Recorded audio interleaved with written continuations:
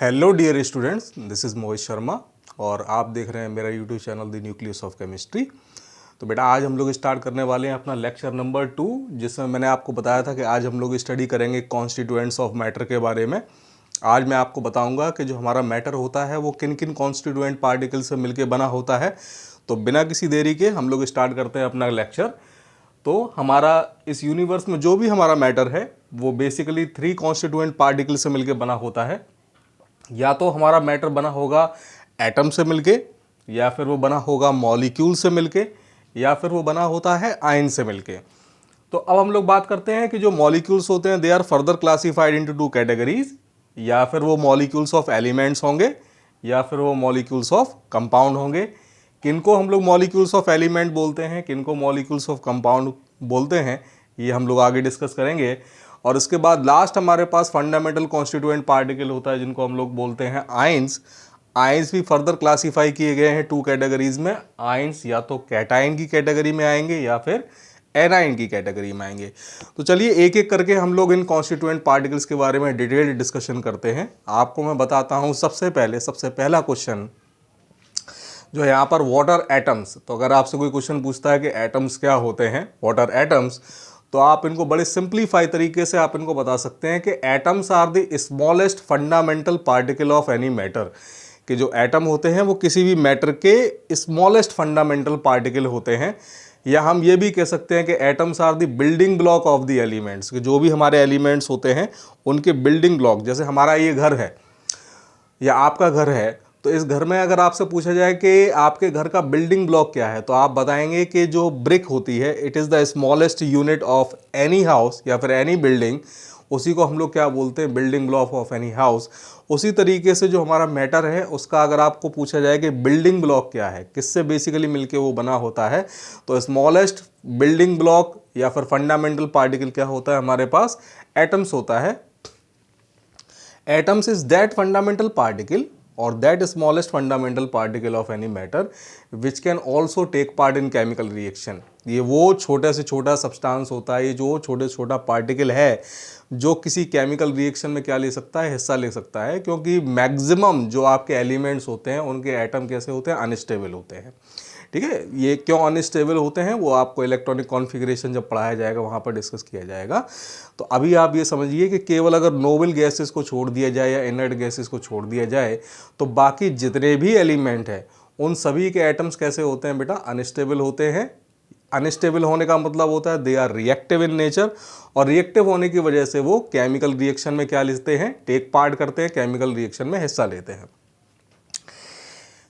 इसके बाद next question आता है हमारे पास, नेक्स्ट फंडामेंटल पार्टिकल है हमारे पास मॉलिक्यूल्स। तो अब जानने की कोशिश करते हैं कि मॉलिक्यूल्स क्या होते हैं।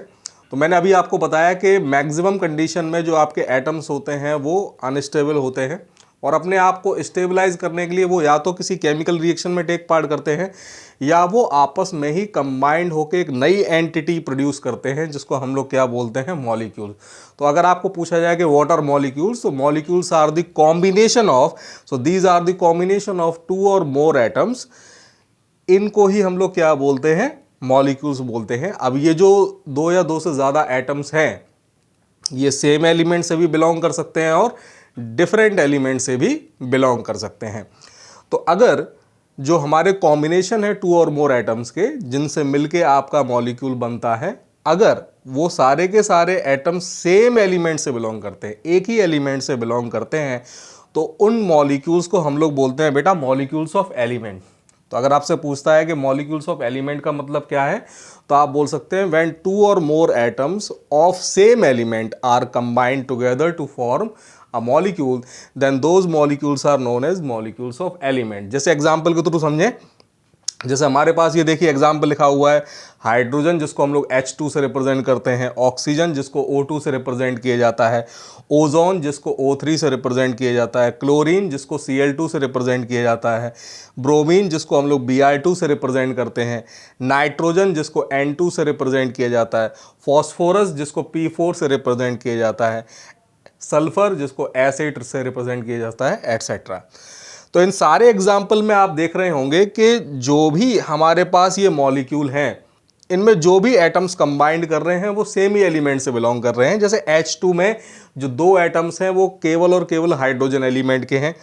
ऑक्सीजन के अंदर दो एटम्स जो कंबाइंड किए हुए हैं, जिन्होंने O2 मॉलिक्यूल बनाया हुआ है या O3 मॉलिक्यूल बनाया हुआ है ओजोन का, इनमें सारे के सारे जो एटम्स हैं वो ऑक्सीजन एलिमेंट से ही बिलोंग कर रहे हैं। सिमिलरली Cl2 में क्लोरीन के एटम्स हैं, Br2 में ब्रोमीन के एटम्स हैं, N2 में नाइट्रोजन के एटम्स हैं, फॉस्फोरस में 4 एटम्स आपके जो मॉलिक्यूल कंबाइंड बना रहे हैं उसमें 4 के 4 एटम्स आपके किससे बिलोंग करते हैं, आपके फॉस्फोरस एलिमेंट से बिलोंग करते हैं।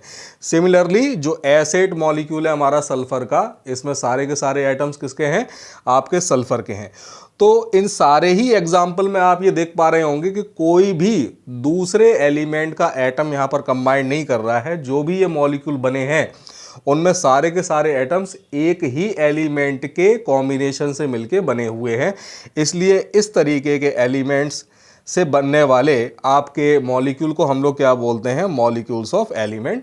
तो मॉलिक्यूल्स ऑफ एलिमेंट क्या हुआ, फिर से रिवाइज करें। मॉलिक्यूल्स ऑफ एलिमेंट का मतलब हो गया व्हेन टू और more atoms of a particular element or a same element are combined together to give us a molecule, then those molecules are known as molecules of element। उनको हम लोग क्या बोलते हैं बेटा, molecules of element। अगली category आती है हमारे पास molecules of compound की। तो molecules of compound का मतलब क्या हुआ, when two or more atoms of different elements are combined together। अगर दो या दो से ज़्यादा different element के atoms ने combination में हिस्सा लिया और molecule बनाया, तो उस तरीके का जो मॉलिक्यूल होता है उसको हम लोग बोलते हैं molecules of compound.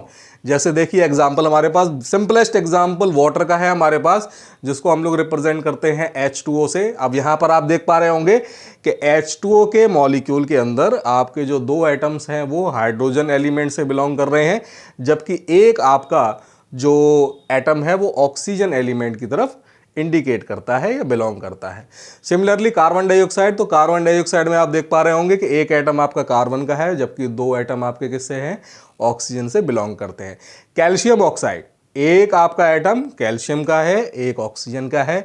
Calcium carbonate, 3 different types के एटम्स आ गए अब आपके पास, जिसमें एक आपका एटम का कैल्शियम का है, एक कार्बन का है, जबकि 3 एटम्स आपके किसके, ऑक्सीजन के यहाँ पर कंबाइंड हो रखे हैं। एल्यूमिनियम ऑक्साइड, एल्यूमिनियम और ऑक्सीजन के एटम्स का कॉम्बिनेशन है। हाइड्रोजन क्लोराइड, जिसमें हाइड्रोजन और क्लोरीन के एटम्स कंबाइन है। सल्फ्यूरिक एसिड H2SO4, इसमें 2 एटम्स आपके हाइड्रोजन के हैं, एक सल्फर का है और 4 आपके एटम्स किसके हैं, ऑक्सीजन के हैं।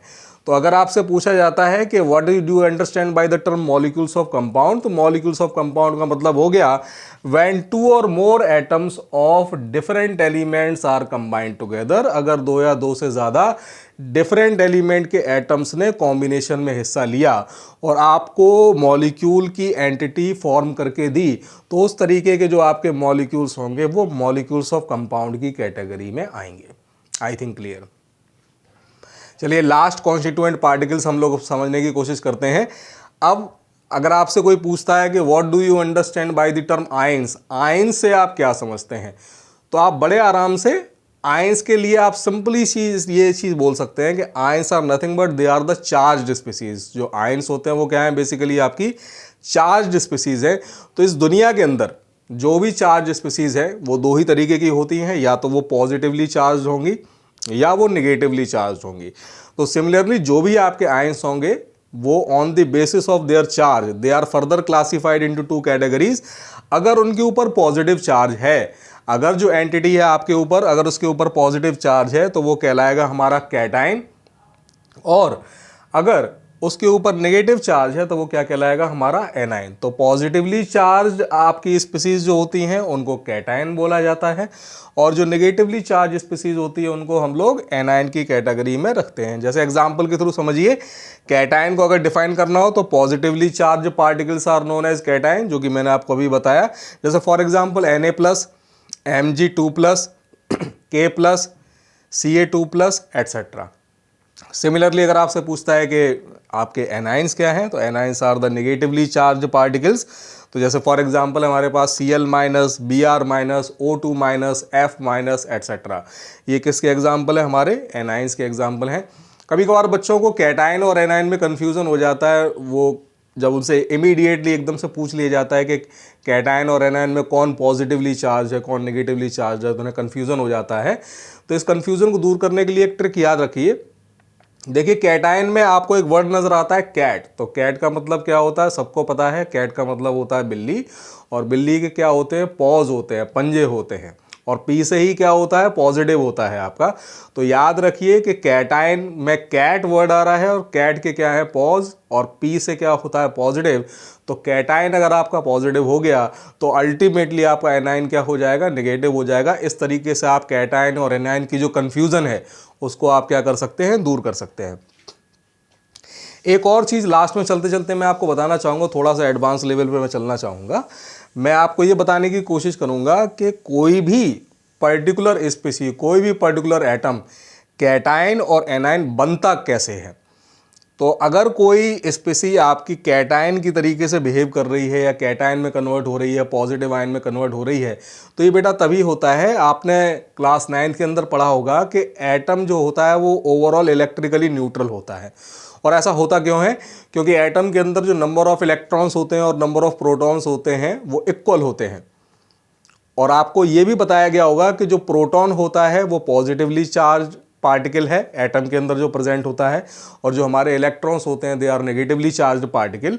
तो अगर कोई पर्टिकुलर एटम पॉजिटिव आयन या फिर कैटायन में कन्वर्ट हो रहा है, इसका मतलब कहीं ना कहीं ये है कि उस पर्टिकुलर एटम के अंदर जो नंबर ऑफ इलेक्ट्रॉन्स हैं उनमें कमी आ रही है, इनके किसके कंपैरिजन में, नंबर ऑफ प्रोटॉन्स के कंपैरिजन में। जैसे फॉर एग्जांपल मैं यहाँ पर एग्जांपल लेके बताता हूँ आपको सोडियम का। तो Na+ के अंदर नंबर ऑफ इलेक्ट्रॉन्स आपके 10 होते हैं, जबकि नंबर ऑफ प्रोटॉन्स कितने होते हैं हमारे पास, 11। हर प्रोटॉन के ऊपर यूनिट पॉजिटिव चार्ज होता है, जबकि हर एक इलेक्ट्रॉन के ऊपर यूनिट नेगेटिव चार्ज होता है। तो यहाँ पर आप समझने की कोशिश करिए कि Na+ के अंदर 10 नेगेटिव चार्ज है, जबकि 11 पॉजिटिव चार्ज है।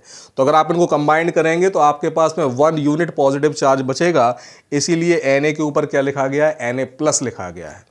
ओके, सिमिलरली आप समझिए एनायन के केस में, तो एनायन का जस्ट अपोजिट हो जाएगा अगर किसी के ऊपर नेगेटिव चार्ज आ रहा है। इसका मतलब क्या है, इसका मतलब यह है कि उसके एटम के अंदर number of electrons number of protons के कंपैरिजन में थोड़ा सा इंक्रीज कर गए हैं। कितना इंक्रीज कर गए हैं, वो उसके ऊपर जो लगा है चार्ज उससे पता लगेगा। जैसे फॉर एग्जाम्पल आपको लिखा हुआ मिल रहा है Cl-, एक नेगेटिव चार्ज है। ये एक नेगेटिव चार्ज क्यों आया, क्योंकि जो हमारा क्लोरीन है, क्लोरीन के एटम्स के अंदर 17 इलेक्ट्रॉन्स होते हैं, और 17 ही क्या होते हैं हमारे पास, प्रोटॉन्स होते हैं। Cl- तब बनता है जब क्लोरीन का एक एटम बाहर से कोई एक इलेक्ट्रॉन एक्सेप्ट कर लेता है, और एक्सेप्ट करने की वजह से इसमें नंबर ऑफ इलेक्ट्रॉन्स अगर हो जाते हैं 18, जबकि नंबर ऑफ प्रोटॉन्स कितने रहते हैं, 17, तो ओवरऑल हमारे पास नेट यूनिट नेगेटिव चार्ज बचता है, जो क्लोरीन के ऊपर एक नेगेटिव चार्ज के रूप में इंडिकेट किया जाता है, इसीलिए लिखा होता है Cl-। तो आई थिंक आपको समझ में आया होगा कॉन्स्टिट्यूएंट्स ऑफ मैटर के बारे में। आज के सेशन में मैंने आपको बताया कॉन्स्टिट्यूएंट ऑफ मैटर के बारे में कौन कौन से होते हैं। बेसिकली 3 हैं आपके पास, या तो एटम्स हैं, या फिर मॉलिक्यूल्स हैं, या फिर क्या है हमारे पास, आयंस। एटम्स क्या है, फंडामेंटल पार्टिकल है मैटर का, स्मॉलेस्ट फंडामेंटल पार्टिकल। मॉलिक्यूल्स क्या है, they are the combination of 2 atoms. Ions क्या है हमारे पास, चार्ज स्पीसीज है। तो आई होप आपको आज का सेशन बहुत अच्छा लगा होगा, आपको समझ में आया होगा। बहुत अच्छा सपोर्ट कर रहे हैं आप लोग इस सीरीज़ को, मुझे आशा नहीं पूरी उम्मीद भी है आप इसी तरीके से इस चैनल के ऊपर और मेरे ऊपर अपना पूरा ये जो विश्वास है वो बनाए रखेंगे। Extremely thankful to you all, thank you very much.